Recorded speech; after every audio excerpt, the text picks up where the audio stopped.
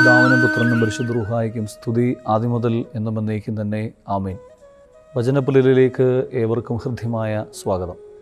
നമുക്കെല്ലാവർക്കും അറിയാവുന്ന ഒരു സുവിശേഷ ഭാഗമാണ്. കർത്താവ് ഒരു ഭവനത്തിൽ സുവിശേഷം ദൈവരാജ്യത്തെക്കുറിച്ച് പ്രസംഗിച്ചുകൊണ്ടിരിക്കുന്ന സമയത്ത് 4 പേര് ഒരു തളർവാദ രോഗിയെ ശയ്യയോടെ അവൻ്റെ അടുക്കിലേക്ക് കൊണ്ടുവരുന്നൊരു ഭാഗമുണ്ട്. ആ 4 പേരുടെ വിശ്വാസം കണ്ടുകൊണ്ട് കർത്താവ് ആ രോഗിക്ക് സൗഖ്യം കൊടുക്കുന്നുണ്ട്.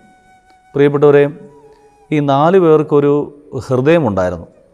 ആ ഒരു ഹൃദയം എന്ന് പറയുന്നത് അപരൻ്റെ വേദനിക്കുന്ന ഒരു അവസ്ഥയിൽ അവനെ സഹായിക്കണമെന്നുള്ളൊരു ചിന്ത അവരുടെ ഹൃദയത്തിലുണ്ടായിരുന്നു.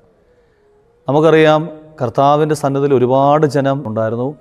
ഒരു പൂഴി വാരി വിതറിയാൽ പോലും താഴെ വീഴാത്ത അത്ര രീതിയിൽ ആളുകൾ യേശുവിന് ചുറ്റുമുള്ള സമയത്ത് ഈ തളർവാദ രോഗിയെ ആ ഉയർന്ന വീടിൻ്റെ മുകളിലോട്ട് കൊണ്ടുപോയിട്ട് മേൽക്കൂര പൊളിച്ച് താഴെ ഇറക്കുക എന്ന് പറഞ്ഞാൽ നിസ്സാരമായൊരു കാര്യമല്ല.